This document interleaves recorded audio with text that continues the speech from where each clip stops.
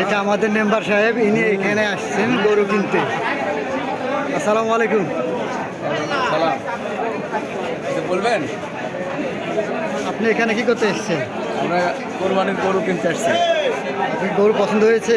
পছন্দ হয়েছে, গরু বাজার কেমন? একটা পছন্দ করতেছি, দেখা যাক কোনটা ভালো হয় ভাগে দেখে শুনে কিনবো। আমাদের ভাগে আসে নাই, আসলে একসাথে মিলেই করবো। ওকে, থ্যাংক ইউ আপনাকে। ধন্যবাদ।